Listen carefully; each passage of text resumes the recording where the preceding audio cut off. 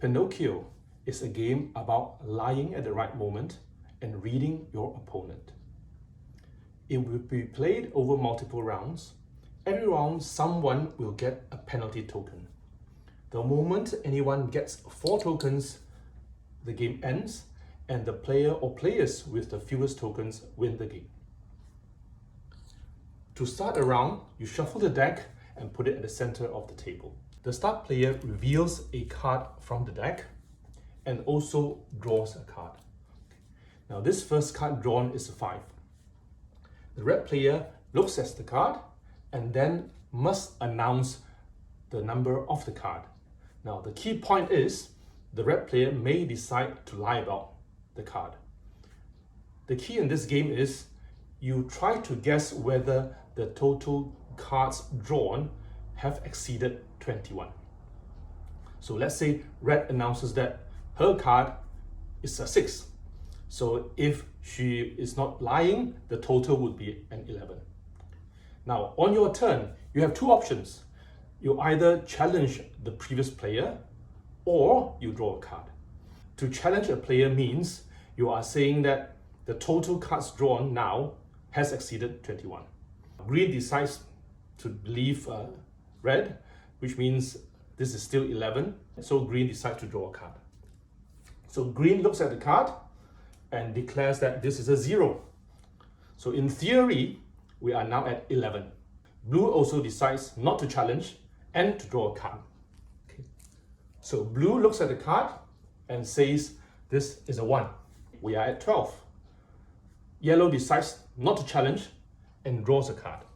Yellow draws a card, looks at it, and declares that this is a 3. Now it is back to red's turn. Red thinks that something doesn't feel quite right and decides to challenge. Now, so red is only challenging yellow, which is the player before her. Now, once a challenge is issued, the round will end. We reveal the cards in the order they are drawn.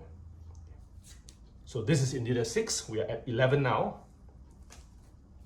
This was a 0. Yeah, so that means green did not lie. So we are at 11. This is a 10, not a 1. So we are already at 21 now. Okay, so if this is anything other than a 0, that means we would have exceeded 21. This is a 3. So we are now at 24. So that means red was correct in challenging yellow. So yellow takes the token. Now, if the total is 21 or less, red would be the one taking the token. Okay. So the round ends now. Yellow will be the start player for the next round. We shuffle the deck and then we go again. Now there is one additional rule, which is the direct challenge. So in this new round, yellow reveals 1 card. So it's a 10. Okay. Yellow draws a card, looks at it and says this is a 3. Red draws a card and says this is a 2. So in theory, we're at 15. Green wants to draw a card, but blue suspects that the total may be more than 21. Okay? Now, normally, only green can challenge red. Blue and yellow cannot do that. But if we want to do a direct challenge, blue and yellow may decide to challenge red before green draws a card. When you issue a direct challenge, the way you resolve it is the same.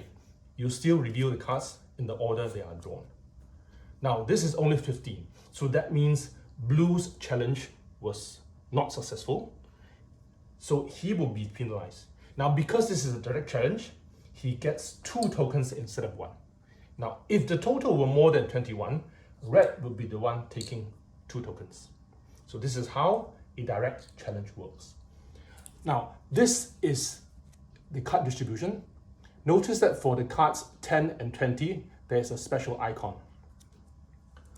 What this means is if you happen to hold the 10, for example, if red has the 10 with her, she cannot issue a direct challenge. So this is how the game is played. The moment anyone reaches 4 tokens, the game ends, and the player or players with the fewest tokens win the game.